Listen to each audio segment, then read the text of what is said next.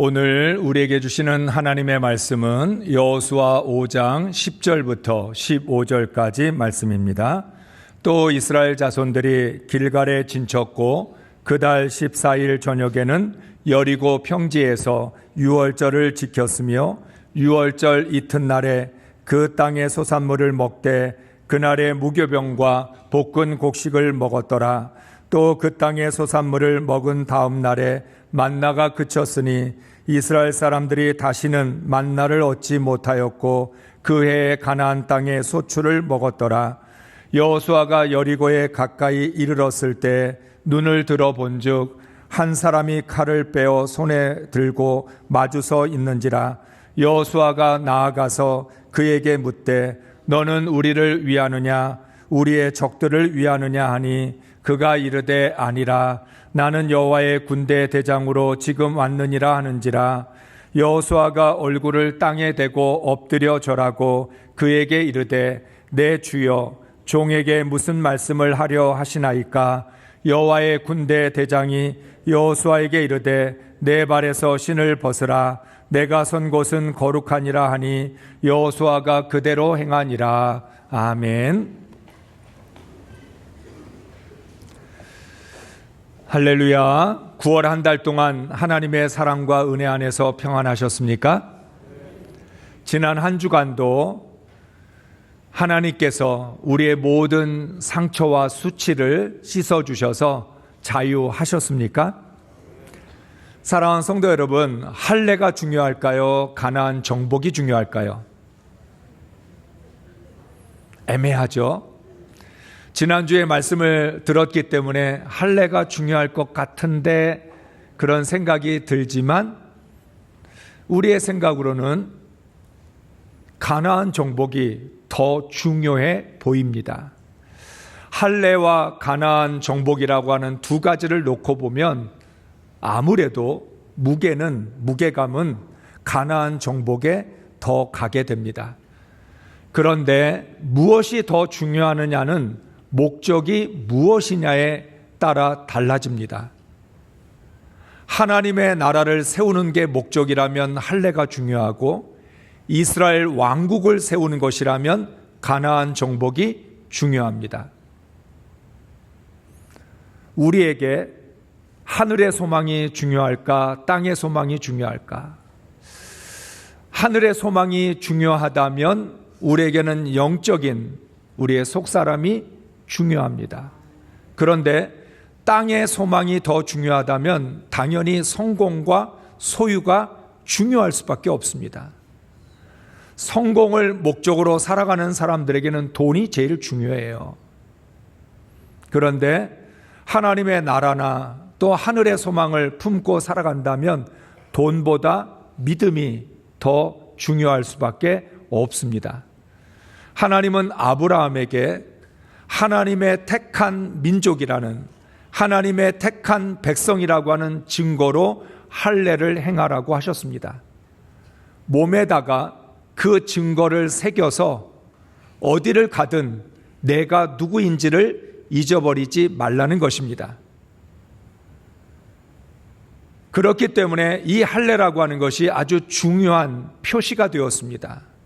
이스라엘 백성들은 남자들은 당연히 태어나면 8일 만에 할례를 베풀어야만 했습니다. 그래야만 이스라엘 백성들이라고 하는 증거가 되기 때문이지요. 이것이 점점 더 발전해서 몸의 할례로부터 시작했지만 마음의 할례로 나아가게 되고 신약에서는 영적인 할례, 손으로 하지 않은 영으로 한 할례까지 강조가 되고 이 할례 때문에 성령으로 인치심을 받았다라고 하는 말씀도 나오고 있는 거죠. 구약의 이스라엘 백성이 할례라고 하는 그것을 통해서 하나님의 백성으로 증거를 삼았다면 신약의 그리스도인들은 성령으로 인치셔서 하나님의 자녀라고 하는 증거를 삼았던 것입니다.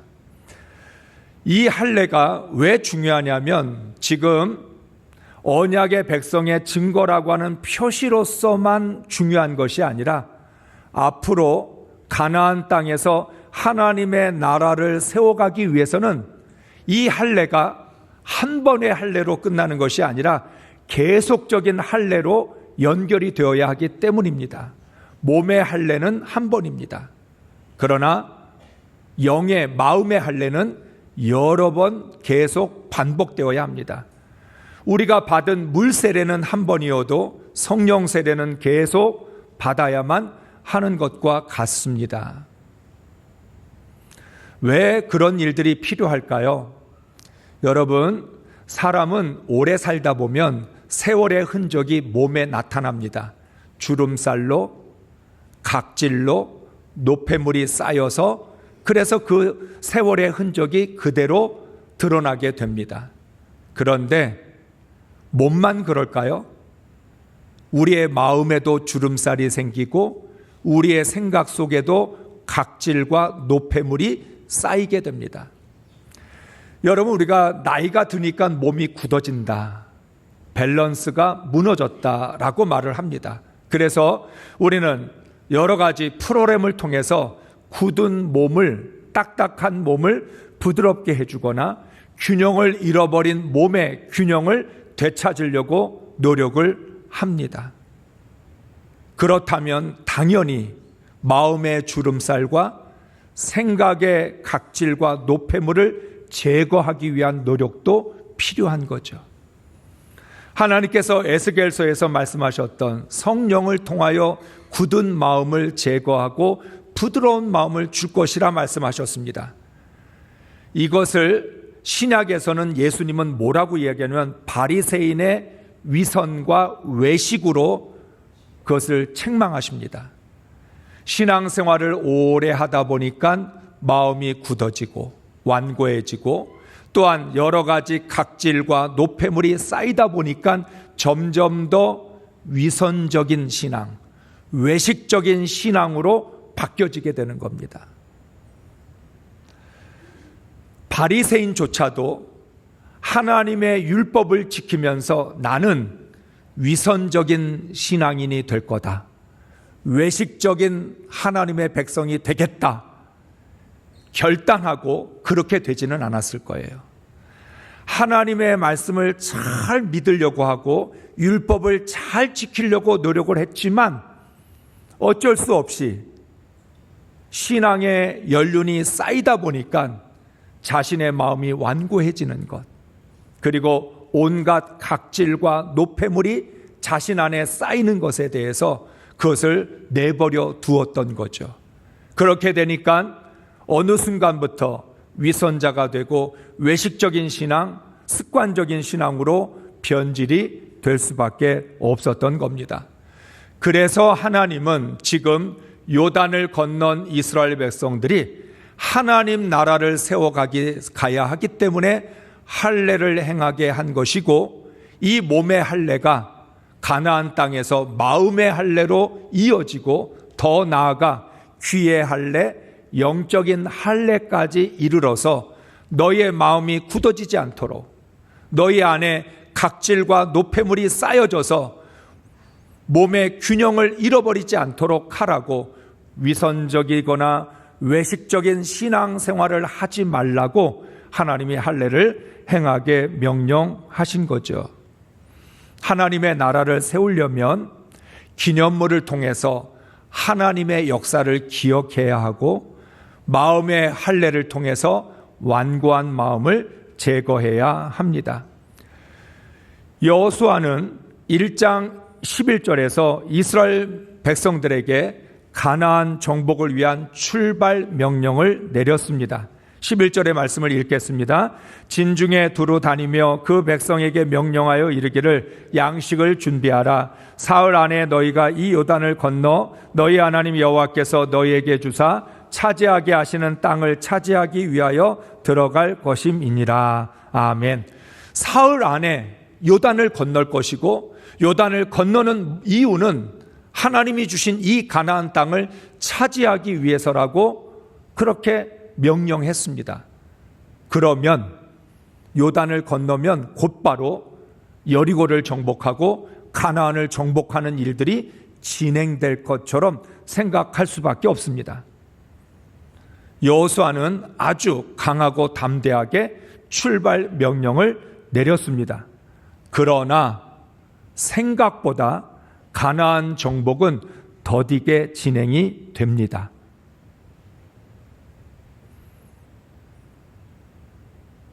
가나안을 정복하기 위해서 모든 일들이 착착착 진행이 되고 거침없이 앞으로 달려나가야 될 것 같은데 생각한 것보다 훨씬 더 더디게 진행이 됩니다. 여러분, 우리가 하나님 앞에 기도하면 기도 응답에 확신이 생기죠. 그렇지만 생각보다 하나님의 응답은 더디게 진행이 됩니다. 우리는 분명히 하나님의 약속의 말씀을 믿고 담대하게 앞으로 나아가는데 모든 일들의 속도가 너무 느립니다. 오늘 우리들은 하나님의 시간, 하나님의 속도가 너무 느려서 답답해하고 불평하기도 합니다. 하나님, 가나안을 정복해야 되는데 이 일들이 빨리빨리 진행이 돼야 눈앞에 뭔가 가시적인 성과들이 나타나야 우리가 하나님을 믿을 수 있지 않겠습니까? 왜 이렇게 느립니까? 우리 마음은 그렇게 되는 거죠. 그런데 하나님은 속도가 중요한 게 아니다.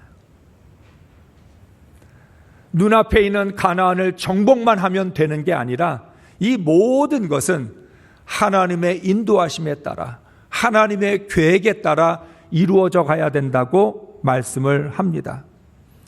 여리고 정복을 위하여 정탐꾼을 보낸 것은 이해가 되는데 2장의 말씀에는 가나안 정복 이야기가 아니라 라합의 믿음 이야기가 나오고 있습니다. 아니, 하나님 말씀하시면 가나안 정복에 대한 말씀을 좀 하셔야지 왜 뜬금없이 라합의 믿음에 대한 말씀을 하고 계십니까? 그렇게 지금 한가한 상황이 아닙니다라고 이스라엘 백성들은 말하고 싶었을 것입니다. 요단을 건너고 나서도 여전히 속도가 나지 않습니다. 만일 우리처럼 성질이 급한 이스라엘 백성들이 있었다면 속이 터졌을 겁니다. 12돌을 세우고 할례를 베풀었지만 상황은 달라지지 않습니다. 하나님은 좀처럼 여리고 정복을 위한 진격 명령을 내리지 않으십니다. 가서 싸우라, 싸우라는 명령을 하시지 않는 겁니다. 오늘 말씀에는 오히려 생뚱맞게 여리고 정복과는 상관이 없어 보이는 두 가지 에피소드를 소개합니다. 첫 번째는 여호수아 이야기입니다.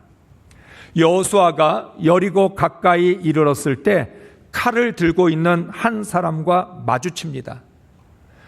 당연히 여호수아는 칼을 든 사람을 보고 저 사람이 아군인지 적군인지 그걸 몰라서 긴장을 하게 됩니다. 그래서 묻습니다. 너는 누구 편이냐? 상대방이 자기를 소개합니다. 나는 누구 편도 아니고 여호와의 군대 대장으로 왔다라고 말씀합니다. 여호수아는 즉시 엎드려서 내 주여 종에게 무슨 말씀을 하려 하시나이까라고 질문을 합니다. 그때 여호와의 군대 대장이 여호수아에게 명령을 합니다. 15절 말씀 읽습니다. 여호와의 군대 대장이 여호수아에게 이르되 내 발에서 신을 벗으라. 내가 선 곳은 거룩하니라 하니 여호수아가 그대로 행하니라. 아멘. 하나님이 시간을 끄시는 건지 왜 그러는 건지 알 수가 없습니다. 이스라엘 백성들에게 할례를 베풀라고 명령하시고 난 다음에 왜 또 여호수아에게 신발을 내신해서 신을 벗으라고 명령을 하고 계십니까? 하나님의 인도하심은 신묘막측합니다. 우리의 생각으로는 헤아릴 수가 없습니다. 하나님은 요단을 건넌 후에 이스라엘 백성들에게 할례를 명령하셔서 적들 앞에서 약점을 그대로 노출시켰습니다. 여러분, 우리는 이 세상을 살아가면서 다른 사람들 앞에서 나의 단점이나 약점을 드러내기를 원하지 않습니다. 나를 무시하고 나를 얕볼 거라고 생각하기 때문에 그렇게 할 수 없습니다. 그런데 하나님은 이스라엘 백성들에게 적들 앞에서 너희들의 움직일 수 없는 그 결정적인 약점을 드러내라고 하십니다. 이유는 뭐냐면 너희는 내가 지켜줄 테니 너희는 나를 믿고 너희들의 약점까지도 드러낼 수 있느냐를 묻고 계시는 것입니다. 그런 하나님께서 이번에는 여호수아에게 요구하고 계시는 것입니다. 내 발에서 신을 벗으라. 내가 선 곳은 거룩하니라. 여리고 정복을 눈앞에 둔 이 상황에서 하나님은 왜 이런 말씀을 하시는지 이해하기가 어렵습니다. 더군다나 이 말씀은 오래전에 모세에게 명령하셨던 말씀이기도 합니다. 출애굽기 3장 5절의 말씀을 보면 하나님이 이르시되 이리로 가까이 오지 말라. 내가 선 곳은 거룩한 땅이니 내 발에서 신을 벗으라. 아멘. 두 문장이 앞뒤로 바뀌었을 뿐입니다. 내 발에서 신을 벗으라. 내가 선 곳은 거룩한 것이니라. 모세에게는 말합니다. 내가 선 곳은 거룩한 땅이니 내 발에서 신을 벗으라. 도대체 여호수아의 발에서 신을 벗는 게 뭐가 그렇게 중요한 일이기에 하나님은 여리고와의 정복보다 이 말씀을 하고 계시는 걸까요? 만약에 할례처럼 이게 정말 꼭 해야 되는 일이라면 하나님이 모세를 통해서 여호수아에게 리더십을 위임해 줄 때 그때 내 발에서 신을 벗으라고 말씀하셨으면 됐을 텐데 그때는 아무 말씀도 하지 않으시고 지금 요단을 건너고 할례를 베푼 다음에야 이 말씀을 하시느냐는 거죠. 여호수아의 발에서 신을 벗는 것이 중요한 일이라면 이미 했어야만 하는 일이었던 거죠. 여호수아가 모세의 뒤를 이어 이스라엘 백성을 이끌어갈 지도자가 되기 전에 자신의 발에서 신을 벗고 하나님의 거룩함에 덧입혀졌어야만 하는 것입니다. 그런데 하나님은 오늘 여기에서 말씀합니다. 그리고 모세가 자신의 발에서 신을 벗었다고 자동적으로 여호수아의 발에서 신을 벗는 것이 되는 건 아닙니다. 모세는 모세의 신을 벗어야 되고 여호수아는 여호수아의 신을 벗어야 합니다. 만일 여호수아의 뒤를 잇는 지도자가 나온다면 그게 사사가 되었든 왕이 되었든 지도자가 온다면 그 사람들은 각각 자신의 신을 자신이 벗어야만 합니다. 모세가 신을 벗고 거룩해졌다고 자동적으로 여호수아도 거룩해지는 것은 아닙니다. 이스라엘 조상들이 하나님을 알았다고 후손들이 자동적으로 하나님을 아는 것이 아닙니다. 믿음은 모두 각자가 고백해야 되는 것이고 내가 믿어야 되고 내 신은 내가 벗어야만 한다는 것이죠. 하나님은 이스라엘 백성을 새 부대에 담을 새 포도주가 되게 하시려고 할례를 명령하셨습니다. 이미 아브라함 때부터 그들의 조상들이 할례를 받아왔었지만 조상들의 할례가 아닌 지금 가나안을 정복할 이스라엘 백성들의 할례여야만 하는 것이죠.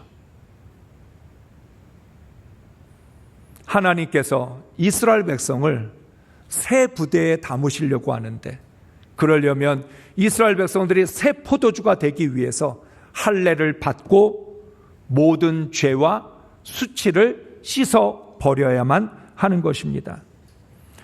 여호수아가 요단을 건넜고 이스라엘 백성이 할례를 마쳤다고 여호수아에게 원하시는 하나님의 거룩함이 자동적으로 이루어지는 것은 아닙니다.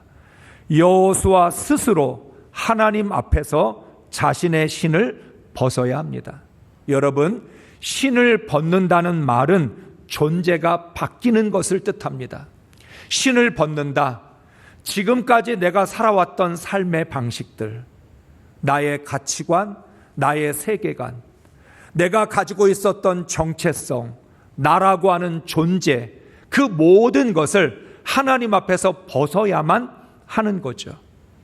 그러니까 여러분이 세례를 받는다는 말은 무슨 뜻이에요? 그리고 여러분이 성령 받아서 거듭났다라고 하는 말은 무슨 뜻이에요? 내 신을 벗었다는 거예요.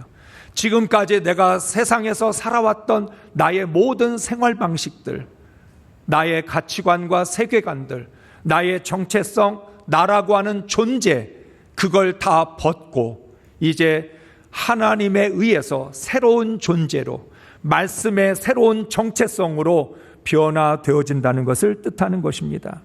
그래서 하나님은 여호수아에게 말씀하셨습니다. 지금까지 네가 가지고 있었던 모든 너의 정체성과 너의 사고방식, 너가 삶을 살아왔던 패턴들, 패러다임과 프레임, 이 모든 것들, 그게 뭐라고 표현하든지 간에 너 존재가 완전히 바뀌어야만 한다. 그래야 거룩함으로 덧입혀질 수 있다고 말씀을 합니다. 다시 말하면 나의 신, 즉 나의 정체성과 가치관을 벗어야 거룩함으로 옷 입을 수 있습니다. 새로운 정체성과 가치관을 가진 새로운 존재가 되는 것이 바로 새 포도주가 된다는 의미입니다. 사랑하는 성도 여러분, 신앙은 누가 대신 믿어줄 수 없습니다. 내가 믿어야 합니다. 누가 대신 회개할 수 없습니다. 내가 회개해야 합니다. 누가 대신 거룩해질 수 없습니다. 내가 거룩해야 합니다. 내 신을 내가 벗어야만 한다는 거죠. 우리가 중보 기도를 통해서 서로를 위해 기도합니다. 또 어떨 때는 부모의 마음속에 안타까움으로 자식들을 위하여 회개도 하기도 합니다. 그런데 결국은 내가 회개해야 돼요. 내가 믿어야 돼요. 내가 신을 벗어야 되는 거죠. 나라고 하는 존재가 변화되고 나의 정체성이 바뀌는 건 누가 대신해 줄 수 있는 일이 아니라는 것입니다. 그런데 우리는 여기에서 착각을 합니다. 어떤 착각을 하냐면 하나님께서 내 기도를 들어주셨으니까 내가 거룩하겠지라고 착각합니다. 하나님이 나에게 은혜와 복을 베풀어 주시면 내가 온전한 믿음을 가진 줄로 착각을 합니다. 나의 상황에 따라서 내가 거룩하다고 착각을 합니다. 잘 되고 형통하면 믿음이 좋은 줄로 착각을 합니다. 여러분, 하나님이 우리에게 은혜를 주신 건 내가 불쌍해서입니다. 하나님이 나에게 복을 베풀어 주시고 내 기도에 응답해 주신 건 내 믿음이 온전해서가 아니라, 내가 거룩해서가 아니라 하나님의 자비하심 때문에 나를 버리지 아니하시고 끝까지 나를 붙들어 주시는 신실하신 그 하나님의 사랑 때문에 우리가 은혜도 받고 복도 받고 여러 가지 하나님의 역사들을 경험하는 것이라는 거예요. 그런데 우리는 뭐가 조금 일이 잘 풀리면, 뭐가 잘 되면 내가 믿음이 좋아서, 내가 기도를 열심히 해서, 내가 하나님 보시기에 거룩한 하나님의 자녀이기 때문에 이러한 은혜를 주셨다라고 착각을 하는 거죠. 그런데 여러분 꼭 기억하시기 바랍니다. 하나님은 생략하지 않습니다. 건너뛰지 않습니다. 하나님이 내게 은혜 베풀어 주시고 축복을 주셨다고 나의 그런 불완전한 믿음, 나의 거룩하지 못한 신앙 그냥 생략하고 넘어가지 않습니다.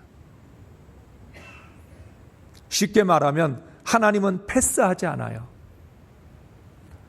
네가 복을 받았으니까 너의 믿음 없음 내가 그냥 넘어가 줄게. 네 신발을, 네 신을 벗지 않아도, 네가 믿음이 없어도, 하나님의 말씀대로 온전히 서지 못해도 나 그냥 생략하고 건너뛰겠다라고 말씀하지 않으시는 거예요. 그래서 하나님은 급하다고 넘어가지 않으십니다. 우리가 거룩해질 때까지 연단하시고 온전한 믿음으로 설 때까지 우리를 훈련하십니다. 그래서 여러분, 우리는 종종 당황하게 됩니다. 내가 하나님께 은혜를 받고 복을 받고 모든 문제가 다 해결된 줄 알았는데 갑자기 하나님이 나를 연단하실 때 이 연단은 도대체 뭘까? 당황하게 되죠. 그 말은 하나님이 생략하지 않고 건너뛰지 않으셨다는 거예요. 지금 우리는 당장에 발등에 불이 떨어졌으니까 이 발등에 떨어진 불만 해결하면 된다, 불이 해결되면 다 넘어가는 거다 생각하는데 하나님 그렇지 않다는 거예요. 그래서 하나님은 지금 요단을 건넌 다음에 할례를 행하십니다. 가나안 정복이 급하다고 할례를 생략하지 않으십니다. 지금 당장 여리고를 정복해야 된다고 여호수아의 발에서 신을 벗는 걸 건너뛰지 않으십니다. 하나님의 인도하심 속에는 생략이나 건너뛰는 게 없어요. 늦어도 하나님이 해야 되는 것 반드시 하게 만드신다는 거예요. 그래서 오늘 이스라엘 백성들이 하나님 앞에서 할례를 통하여 모든 수치를 떠나가게 하신 것이고, 여호수아에게 내 발에서 신을 벗으라, 너는 하나님의 거룩함으로 덧입혀져서 새로운 존재로, 새로운 정체성으로 변화되라고 명령을 하신 거죠. 하나님은 새 부대에 새 포도주를 담으십니다. 그래서 가나안을 정복하고 하나님의 나라를 세우려면 새 포도주가 준비되어야 합니다. 만일 옛 포도주로 새 부대에 담으면 새 부대가 터져 둘 다 망가집니다.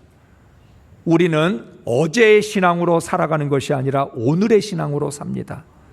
하나님도 어제의 은혜를 주시는 게 아니라 오늘의 은혜를 주십니다.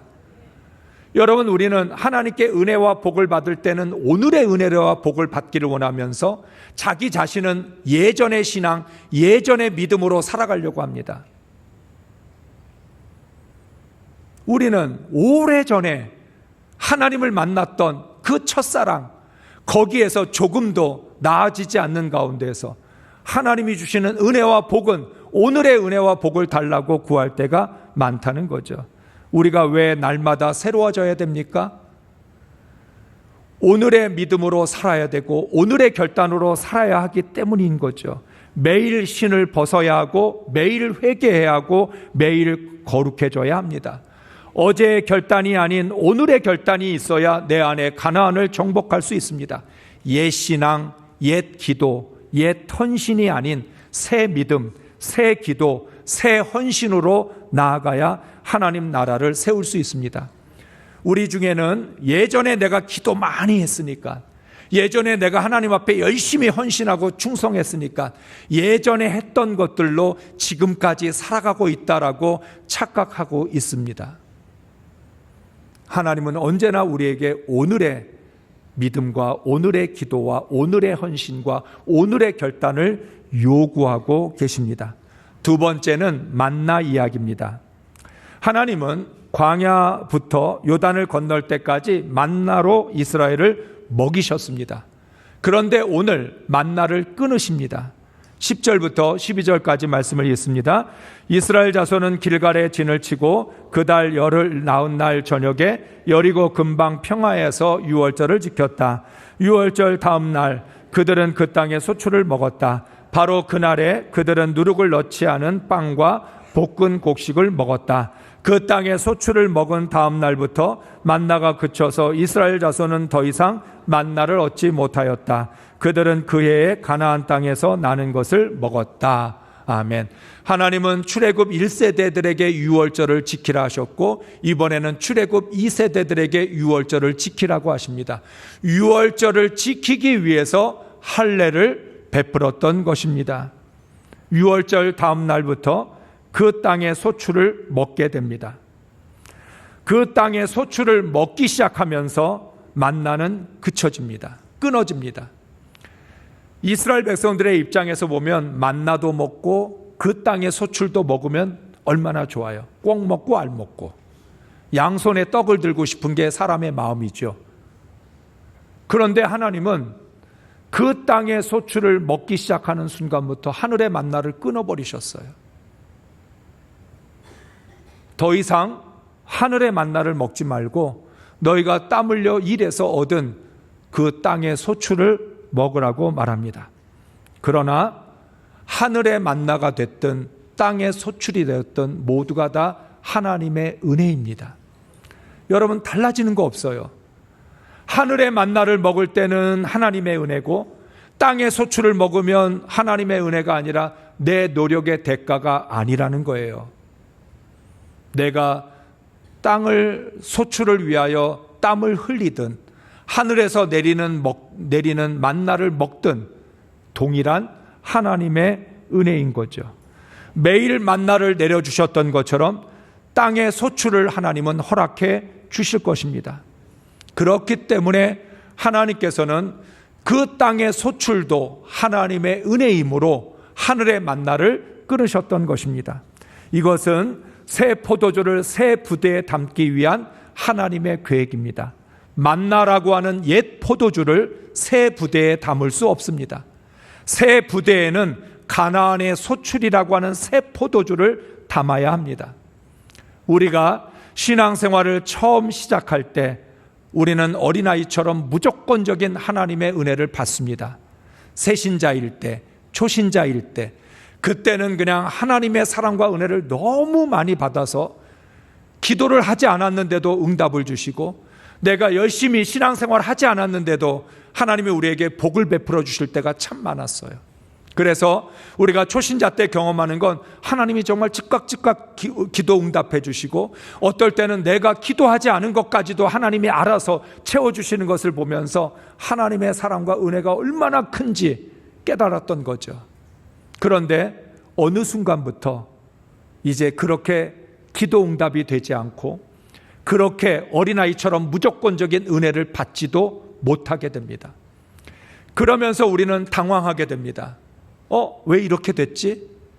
분명히 내가 신앙생활 처음 시작할 때는 하나님이 기도하지 않은 것까지도 응답 주시고 하나님이 알아서 은혜도 주시고 축복도 주시고 나를 정말 하나님 품에 안으셔서 나를 편안하게 인도해 주셨는데, 지금은 기도를 해도 응답이 안 되고 내가 정말 하나님께 매달려도 복을 받지 못하는 순간들이 오는 것을 보면서 우리는 당황하게 되는 겁니다. 그런데 당황할 이유가 없는 거죠. 성장하면 어린아이 때 무조건 은혜 받았던 그것은 끊어지게 됩니다. 이스라엘 백성들에게 만나가 끊어졌던 것처럼 만나는 평생 먹는 게 아니라 때가 되면 끊어지게 되고 이제는 땅의 소출을 먹으면서 살아가야 하는 거죠.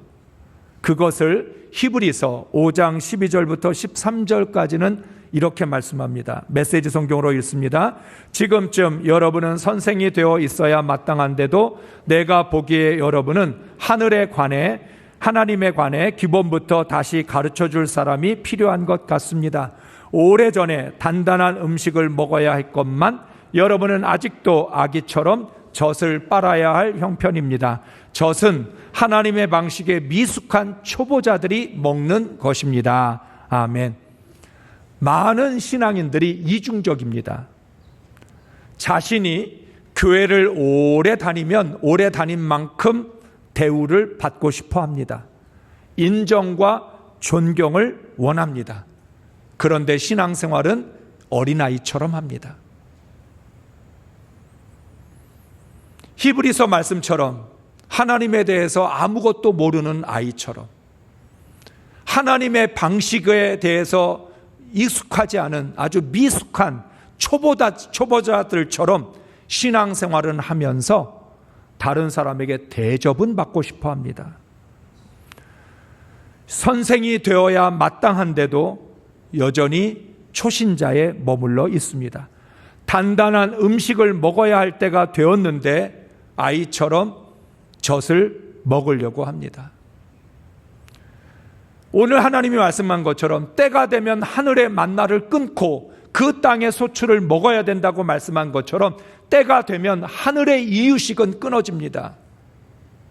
이제는 그 땅의 단단한 음식을 우리가 먹어야 되고 하나님이 원하시는 그 믿음의 방식에 대해서, 하나님의 방법에 대해서 우리는 배워서 선생이 되어야 한다는 거예요.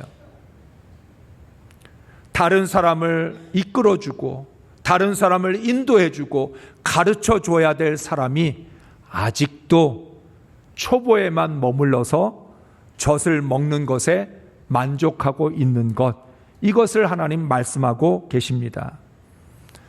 하나님의 방식에 미숙한 초보자들은 자신의 스타일만 고집합니다.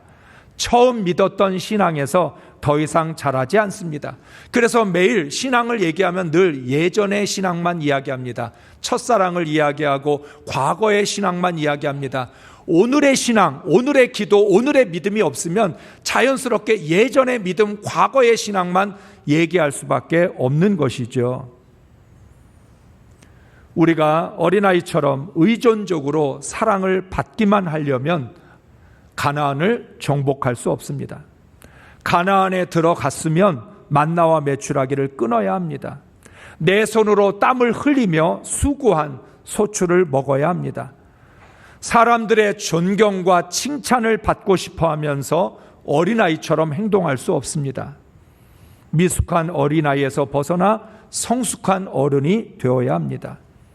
과거의 미숙함에 머물러 있는 것이 아니라 오늘의 성숙함이 드러나야 하는 거죠. 새 부대에 담을 새 포도주가 준비되어 있지 않으면 가나안을 정복해도 하나님 나라를 세울 수 없습니다. 새 부대에 담을 새 포도주는 두 가지죠. 내 신을 벗고 거룩함에 덧입혀지는 것. 이전의 나의 정체성이나 존재를 완전히 벗어버리고 하나님 안에서 새로운 존재가 될 때 그게 바로 새 포도주죠. 만나를 먹었던 하늘의 이유식만 먹고 살았던 그것을 끊어버리고 이제는 성숙한 신앙으로 단단한 음식을 먹을 수 있는 그 믿음, 그게 바로 하나님이 원하시는 새 포도주라는 거죠. 새로운 시작을 위해서는 과거를 끊어야 합니다. 만나를 끊는다는 말은 불신앙과 불순종을 끊는다는 뜻입니다. 광야 40년 동안 어린아이처럼 행동했어요. 애굽에서 나왔던 이스라엘 백성은 갓난아기에 불과했어요. 그래서 40년 동안 늘 칭얼거리고 떼쓰고 하나님 앞에 달라고 불평하고 원망할 수밖에 없었어요. 그런데 가나안에 들어가서는 더 이상 그렇게 광야의 갓난아기로 살아갈 수 없어요. 하늘의 이유식으로 살아갈 수 없어요. 가나안에 들어가면 스스로의 믿음으로 서야 되고 의존적인 존재가 아니라 정말 하나님의 말씀으로 건강한 자아를 가진 그리스도인으로 세워져야 하나님의 나라를 세워갈 수 있다는 것입니다. 우리 모두 새로운 존재와 정체성이라는 새 포도주, 과거와 단절된 새 포도주를 준비하여서 하나님의 나라라고 하는 새 부대를 세워갈 수 있기를 주의 이름으로 축복합니다.